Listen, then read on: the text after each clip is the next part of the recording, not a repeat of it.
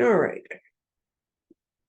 So TRESA Phase 1, which came out, I believe, a year ago, made changes where 2 years ago, where personal real estate corporations were allowed and where we were able to call ourselves real estate agents instead of just sales representatives or brokers of record, whatever your designation was. We can now call ourselves agents. Phase 2 concerned the introduction of designated representation, elimination of customer service relationships, introduction of self-represented parties, the introduction of the RICO information guide, change to disclosures, consents, and acknowledgements. Representation agreements are being changed, sharing the content of competing offers, and there were some changes to the discipline committee and scope and authority of RICO over our day-to-day practice. So that is coming into effect, all of the changes on December the 1st. Which is 2 days from now. So the first change is designated representation. And what this means is that the brokerage who has the contract with the client designates one or more agents to represent the client. In practice, it is when you go out to take a listing agreement or you sign a buyer representation agreement, on the form itself, it is going to have a spot for the designated representative. The designated representative will have a duty to protect the confidential information of their client.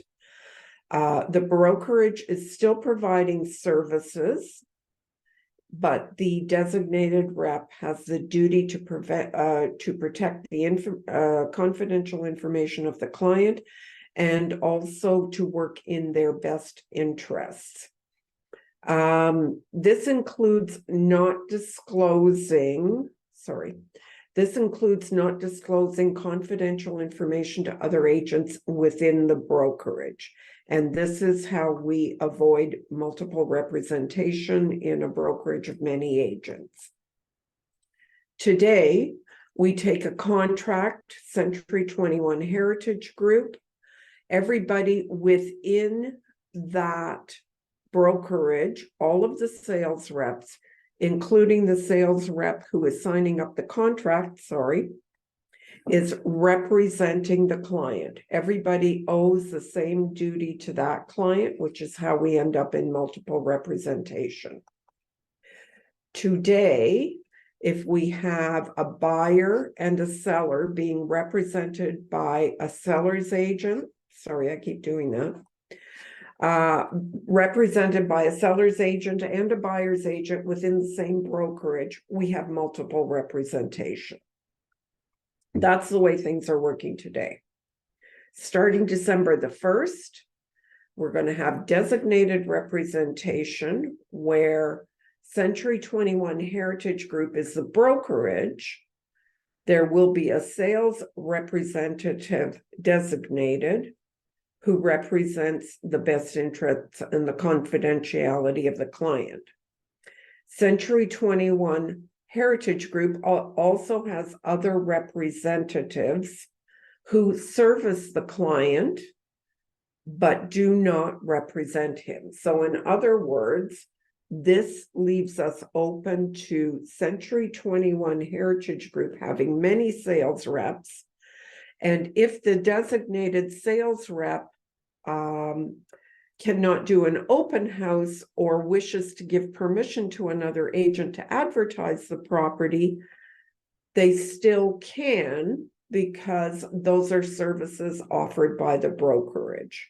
But when it comes to confidentiality and representing the best interests of the client, it is the sales representative who is designated whose responsibility that is. So when we have this situation where Century 21 Heritage Group has a contract under designated representation, all the other agents in the brokerage are able to give service to the clients, but you've got a designated buyer rep and a designated seller rep, and they are representing that buyer and that seller individually. So when you're seeing the little locks here, there is a lock on revealing confidential information of the client to anyone else in the brokerage. So that's how it works. When you are looking at a listing agreement, you will see, just like before, it had the name of the company and then it had the designated representative. And yes, you can have more than one designated representative on a listing agreement or on a BRA, buyer representation agreement. Teams and licensed assistants have to be careful. All the agents who might have access to or might discuss the client's confidential information should be identified as designated representatives under the agreement. Otherwise, you need to be able to ensure that you practice confidentiality between team members. This is a little bit tricky in the case of a married couple, because really it's hard to prove that you're keeping your confidential information. Small teams is the same thing. So we're going to be discussing this in detail with the teams within our brokerage. What if I go on holidays? In order to change a designated representative, the client needs to agree. The brokerage policy will be to obtain an amendment to the listing agreement to add the new designated representative. Or when you're originally signing your contracts, you can designate an alternate designated representative right in the original contract. So that will be up to you. So that was designated representation. Now, the next item is the elimination of a customer relationship. We will no longer have customer relationships. So TRESA is, hold on a second here. There we go. Under TRESA, any person receiving services from a brokerage is a client.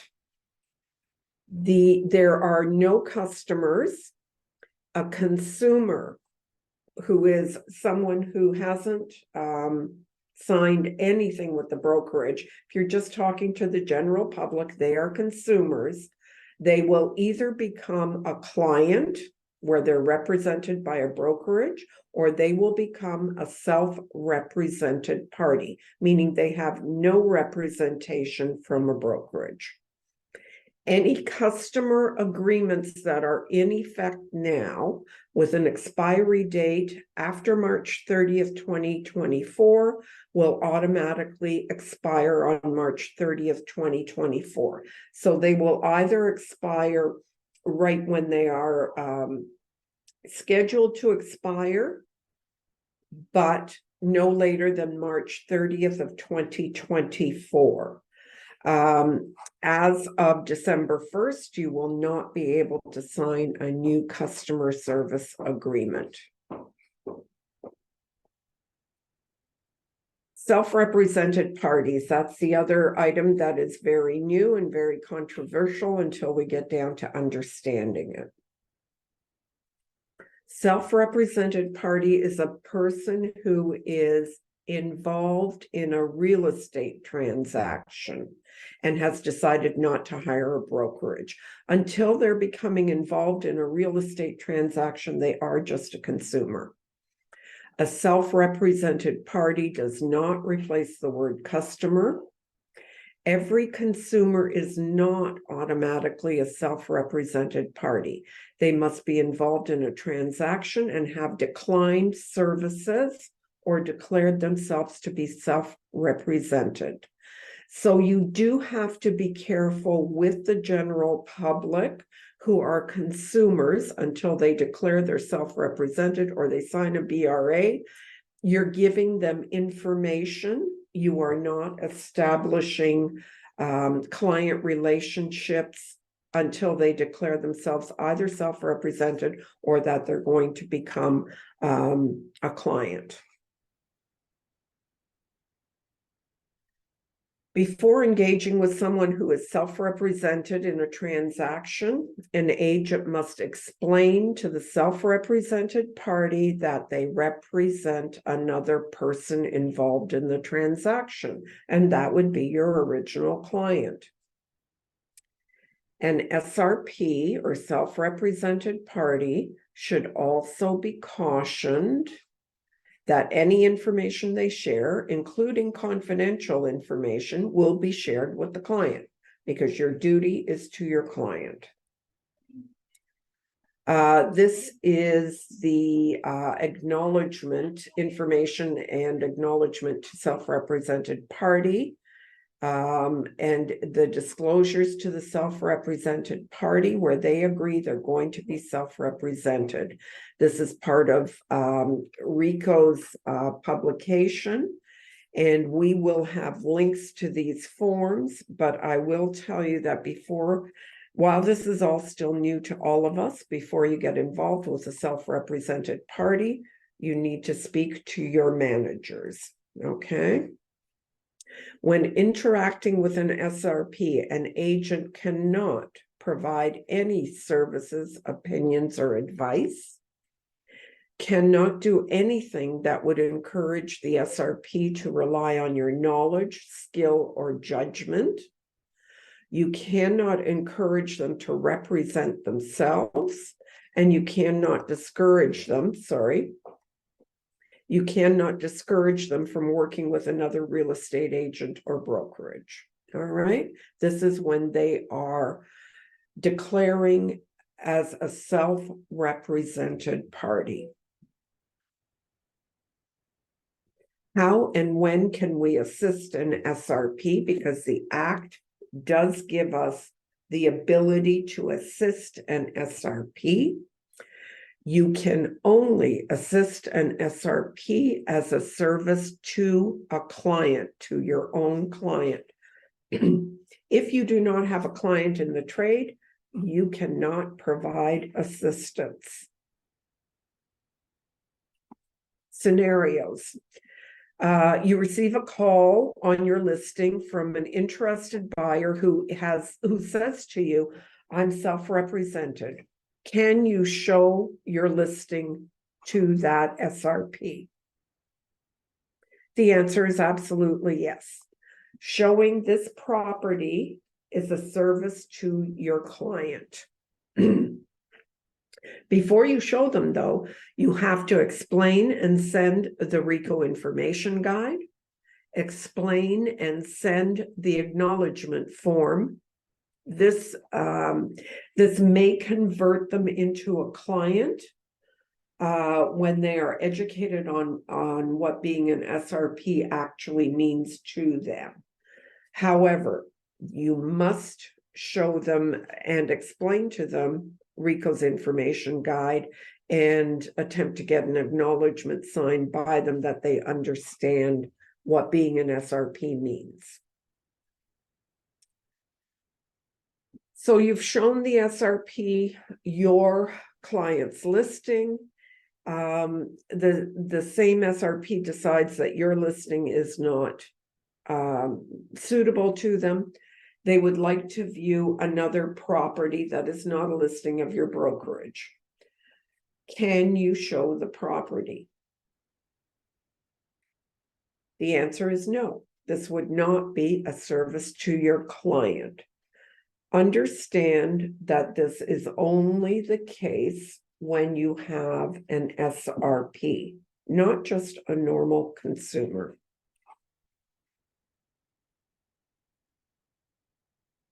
So the solution to showing an SRP properties that he would like to see would be to get a 24-hour BRA or, a couple of days BRA for that one property only. This is the way you work now.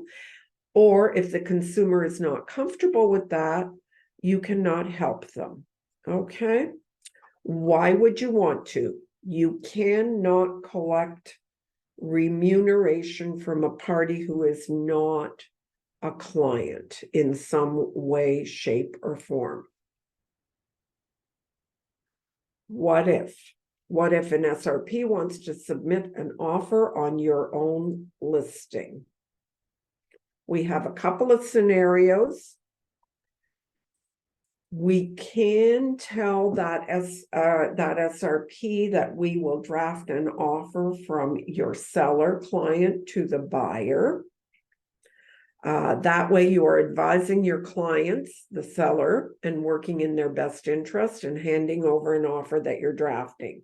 Be very careful with that. You don't want anything in that offer that the SRP can then come back to you and say you did this incorrectly, or you didn't give me enough time to have this reviewed by my lawyer. So these are all things that we're going to be talking about in the near future. But the fact of the matter is, you do not want to tie up your own property with an offer to an SRP who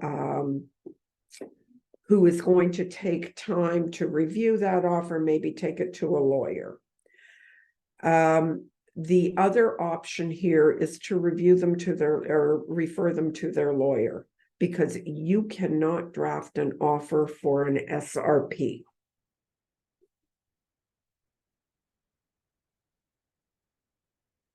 Here's another scenario. Your buyer client would like to review a property that is for sale by owner. Can you show it? And how will remuneration be paid? Yes, you can show it. Showing this property is a service to your buyer client. However, you cannot be paid by an SRP, sorry. So convert them to a client with limited service representation. There is a new listing agreement, which is called Seller Limited Service Representation Agreement.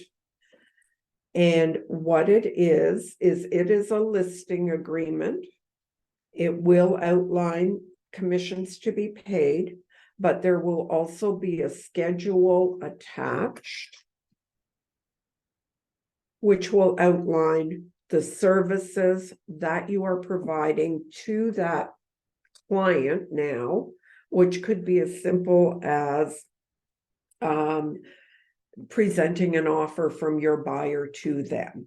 Okay, you're not giving them the full service that you would normally give a client. The only service you are giving this FSBO is presenting them with an offer from your buyer.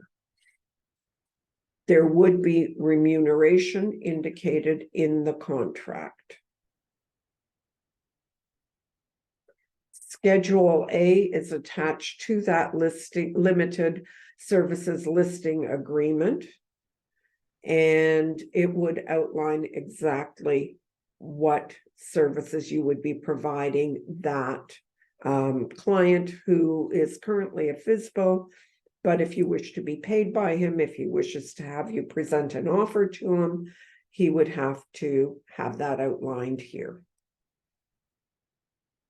So when dealing with a self-represented party, verify that the party intends to be self-represented in the transaction.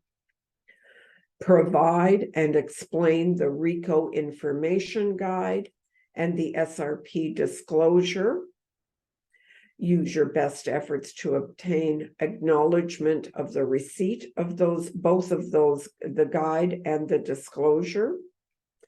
And only provide assistance to the SRP that is a service to your client in the best interest of your client. I'm doing it again. Or consistent with your client's instructions, and that has to be legal instructions.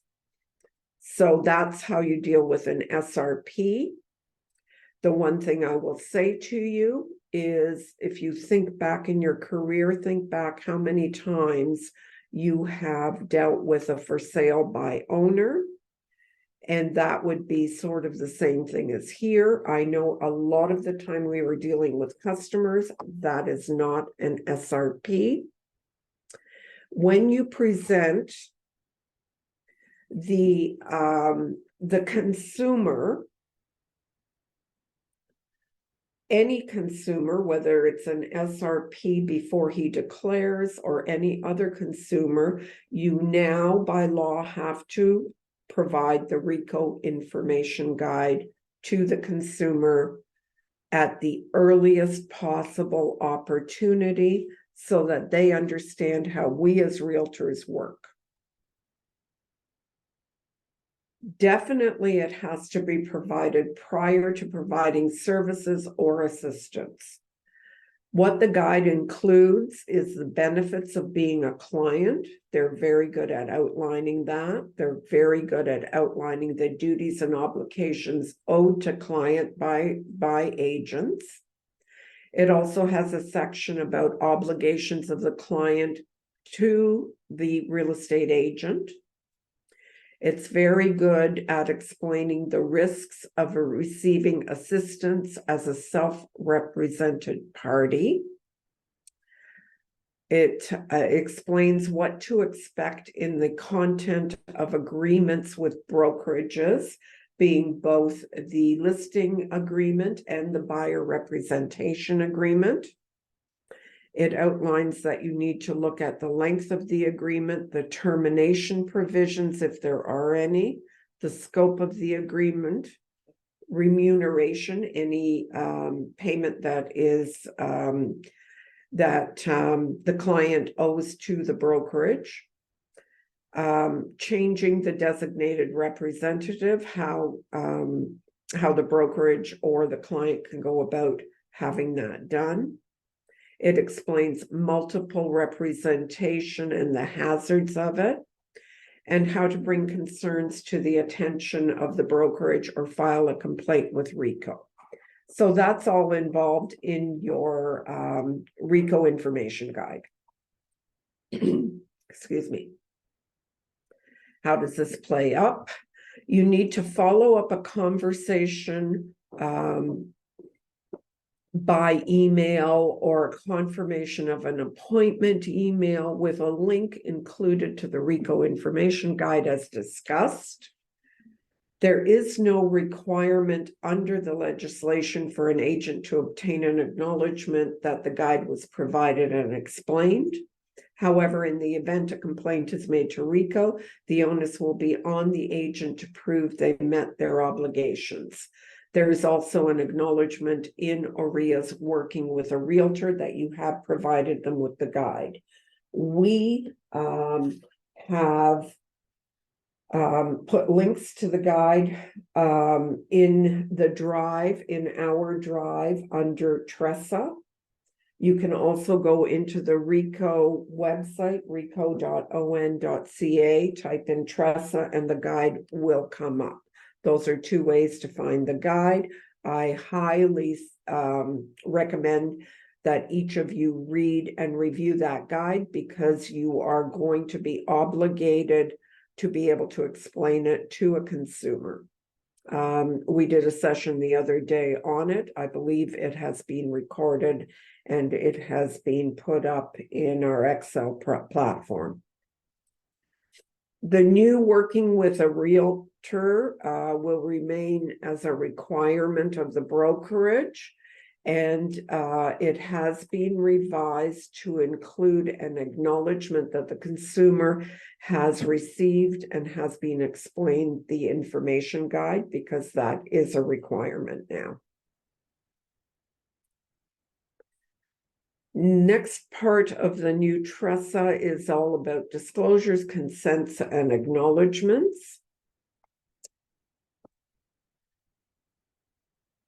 RICO requires, or TRESA requires, disclosures about multiple representation, material facts and latent defects, conflicts of interest, and the existence of a seller property information statement.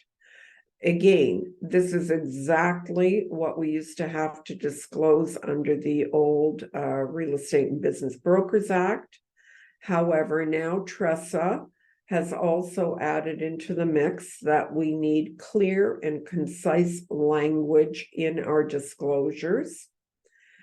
There needs to be a prominent use of the word disclosure. There is a new form that can be used for any disclosures that you need to make.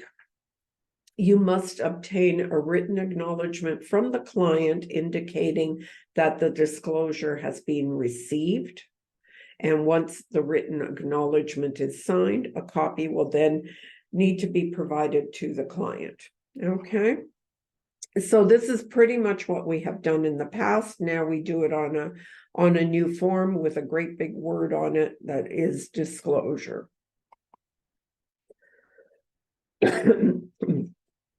If a seller has a legal obligation to disclose a fact to the buyer, and the fact is known to the broker or salesperson who represents the seller, the broker or salesperson shall disclose the fact to every buyer who expresses an interest in the real estate. Okay, so this is legislation.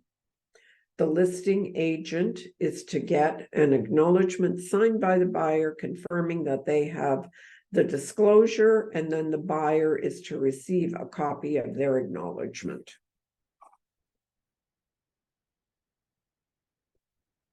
When representing a buyer, ensure you add clauses to address anything that may be important to them. In other words, if your client is concerned about stigmas on the property, please insert a clause dealing with that. We have a couple of clauses in our templates that deal with disclosures about any perceived stigmas. You have to be careful with those. Lawyers don't like those. However, there are disclosures that you can ask for about fires, illegal activities, unnatural death, suicide, etc. Multiple representations. We are required to provide a written disclosure that provides multiple representation. This is a new form. It is Form 325 being provided by OREA whenever you think you're going to go into a multiple representation situation. Until this information is disclosed in writing to all the clients in the transaction, and they all agree in writing, the brokerage or designated representative cannot take any further steps on behalf of any of the clients. So multiple representation is one of the things that TRESA is strongly advising the public against. If it is occurring, everybody has to know the limitations of multiple representation, and clients to a transaction have to agree to it, which is why we have gone into designated representation to avoid multiple representation as much as possible.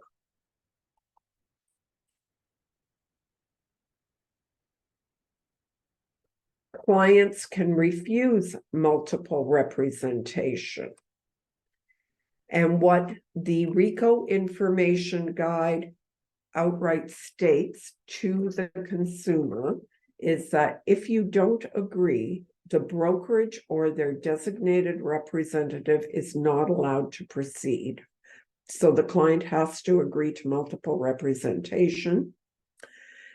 Then, if they don't agree, ask the brokerage or real estate agent about alternatives to multiple representation. For example, if you are a buyer, the brokerage could refer you to another brokerage or another designated representative to help you make an offer on the property. So the RICO guide is outright stating that your agent should be referring you to either another brokerage or another designated rep. Some people believe that multiple representation can give them a better deal or reduce the brokerage fees they have to pay.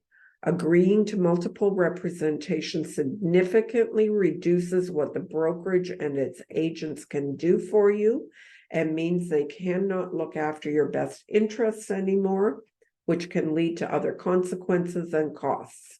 This is what the public is being told about multiple representation. So the information guide encourages alternatives and advises consumers to ask to be referred to another designated representative. And as a brokerage, we are suggesting to all of our agents to have a referral relationship in place with another agent in the brokerage for when you may need it.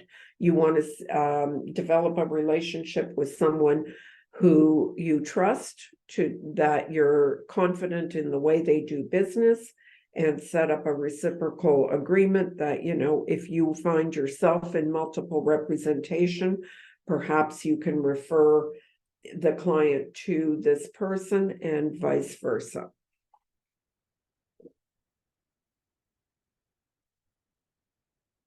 Representation agreements are now being legislated with some differences as well. Few of the things that are new in representation agreement, and that would be a listing agreement or a buyer representation agreement. The client must initial now the length of the agreement, regardless of the length. It used to be if it was over 6 months, now they have to initial the length. Because I guess there were complaints by the public that they didn't realize how long their representation agreement was to carry on. Specifics on how the remuneration will work and any circumstances in which the remuneration might change.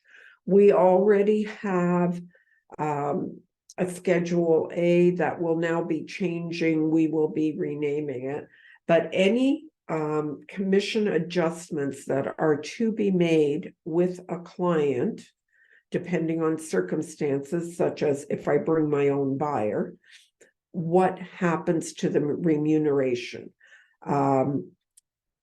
Remember that commission is between the seller or the buyer and the brokerage. It is part of a contract.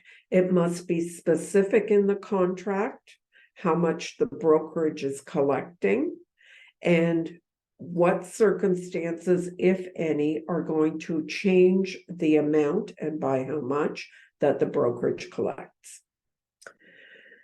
The other thing that is new is that a description of services that the brokerage will provide has to be outlined. We are working on a schedule and getting legal advice on what to include in that schedule as a brokerage for the services that we will be providing to a client. And there will also be a spot for the agent to outline the services they are providing.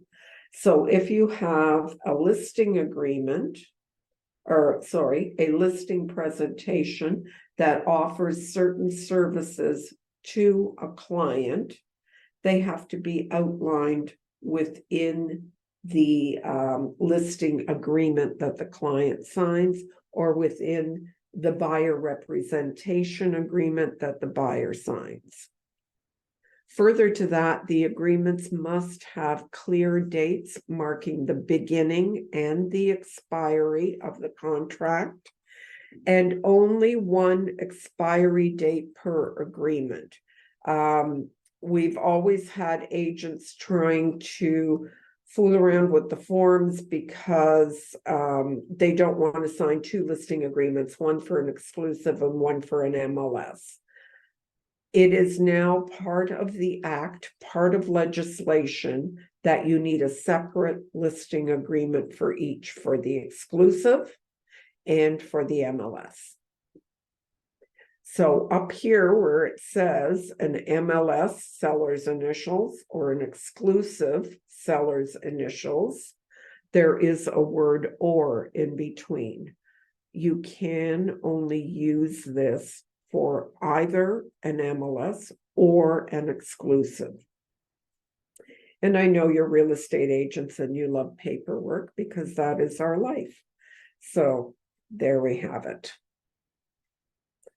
Also down here, if you take a look where the red circle is, that is where the seller initials the expiry date of the listing period, and they're acknowledging that. Description of services.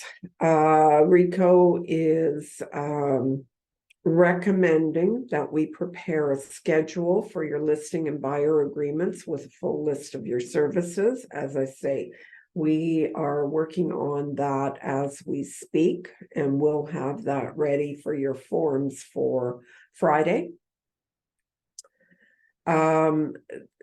Certain services that you agree could be videoing the property, staging it, taking pictures, marketing, open houses, summary of activities, etc.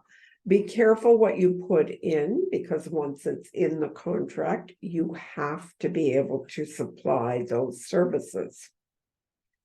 You may also have different sets of services for different types of clients, different prices of properties, etc. So if you are, let's say, listing a vacant lot, you may not use video services for the client. You of course wouldn't use staging, etc. So you use and understand the description of services. Buyer representation agreement will remain a required brokerage document.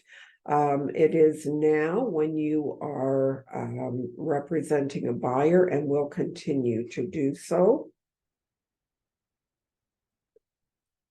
If the brokerage enters into a buyer representation agreement with a buyer and the agreement is not in writing, the brokerage shall, as soon as possible after entering the agreement and before the buyer makes an offer, reduce the agreement to writing, have it signed on behalf of the brokerage, and provide it to the buyer for signature. This is law. I know a lot of us wait till the last minute, till there is an offer being prepared to do your BRA. The way the act is changing things, we will be emphasizing the importance of getting a BRA signed as soon as possible when you start working with a buyer. Providing services or representation to a person in the absence of a written agreement will give rise to a representation agreement. It's called implied agency. Be careful of it. Exceptions are when the assistance is a service to your client and providing general information. You can always provide general information to consumers.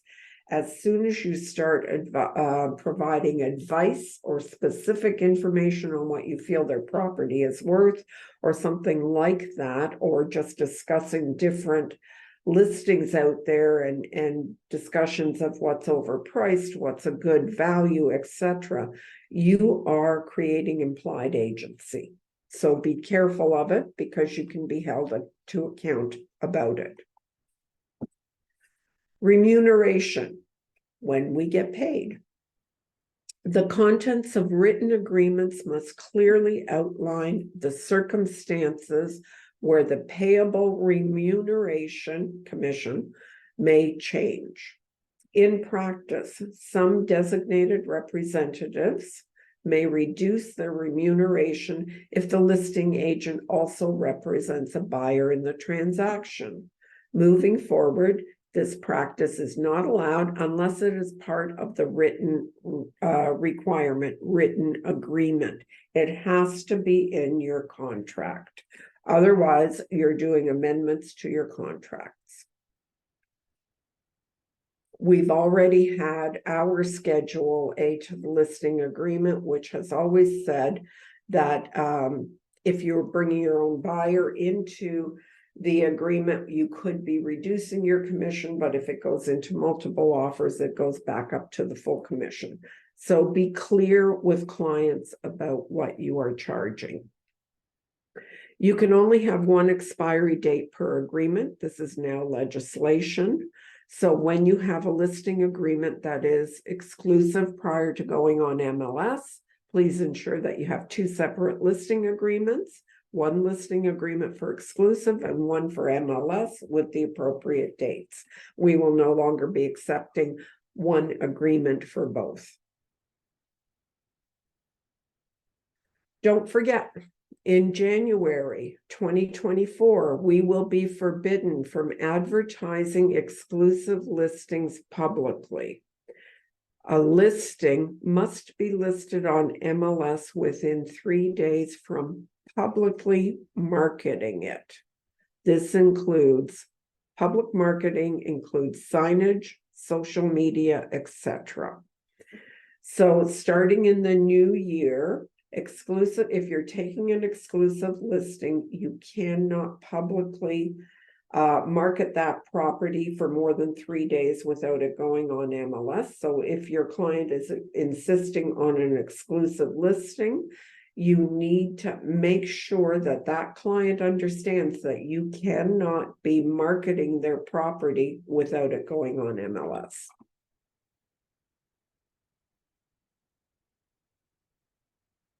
Sharing the contents of competing offers.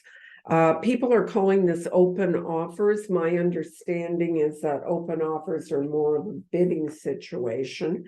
However, sharing the contents of competing offers is now going to be allowed, and it is going to be at the discretion of the seller. If the seller directs in writing the content of competing offers, those contents must be shared with everyone making an offer. In other words, with everyone with an offer on the table, multiple offers. The seller can choose to share all or some of the contents of the offers. No personal information or any information that would identify the person making the offer can be shared, so it must not be shared. So if you have an offer on the table that has a sale of buyer's property condition in it, and your seller asks you to disclose that, you have to be very careful not to disclose the property that buyer is selling. You also cannot disclose the buyer's name or anything that would allow someone else to identify that buyer.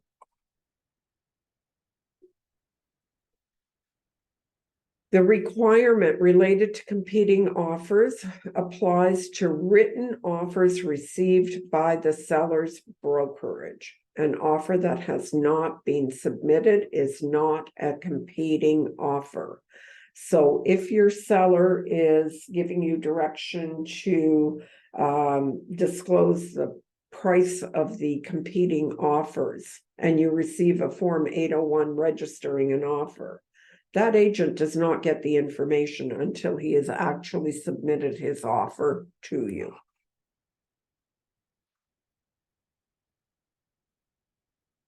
What does this look like? As a seller client, you will be advising your seller client to share or not share. You will be guiding them with your advice as a seller's agent to your seller. The seller decides how to proceed. He can choose to share all or some of the contents of offers. The seller has a right to change their instructions and update the direction at any time. Remember that these directions have to be in writing. He cannot share anything that could identify a buyer. Now, when you're working with a buyer client, buyers may not know in advance if contents of offers are going to be shared. Buyers' agents must clearly communicate that the seller is free to share or not share the contents at any time. If a buyer does not want to participate in an open offer process or to have the contents of their offer shared, options should be discussed with that buyer. OREA is preparing a standard clause for this. We have just received this standard clause about an hour before we started this session. And what the clause says is that the buyer's offer will become revocable, meaning withdrawn, if the seller is going to share the contents of that buyer's offer. So this is another thing that a seller's agent needs to inform their client about, the seller, that if they decide that to share a buyer's contents of an offer, that offer can be withdrawn. This is the direction for sellers' direction to share the substance of offers. You need to review it, be very clear about what is going to be shared, if anything at all. I want you all to understand as well, before you advise your seller to share contents of an offer, even if offers are very, very close, we have seen jumps in offering price in blind bidding of $60,000, $70,000, $100,000 at a time. So be very cautious about advising your seller to share the contents of an offer. Before you share any contents, the seller must sign off the direction, and it has to be specific. And if the direction changes partway through offer presentation, a new form is signed. And you have to be able to produce all of that to RICO if there is any inquiry.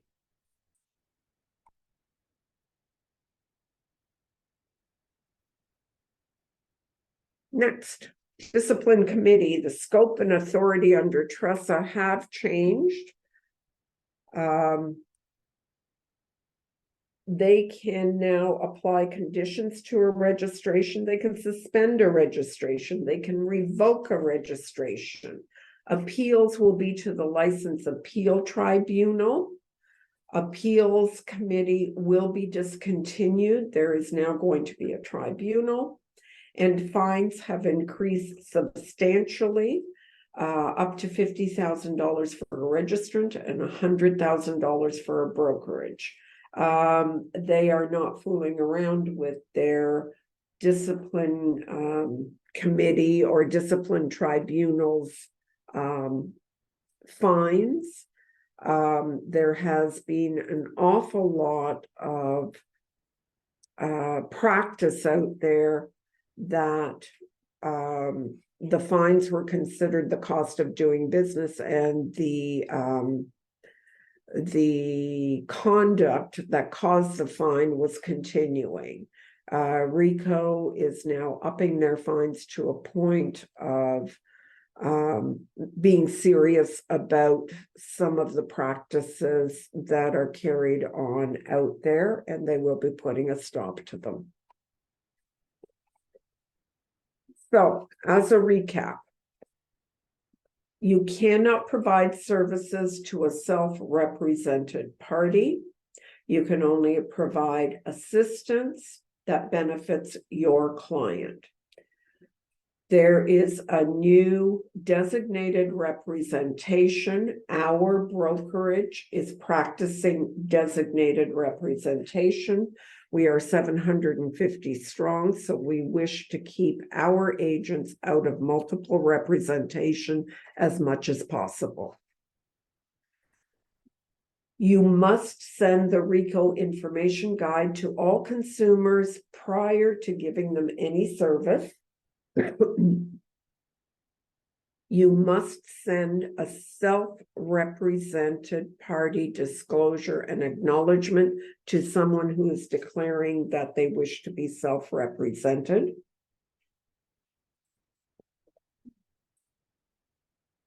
There is a new representation agreement. It is called a seller limited services representative agreement, where it limits the service that you are giving a member of the public who wishes to have you provide limited service. These will be used in very few situations because it does set up a client relationship with the party. Multiple representation, disclosure, and acknowledgement prior to drafting is an offer is absolutely required. And that is prior to drafting an offer, not just being presented along with the offer.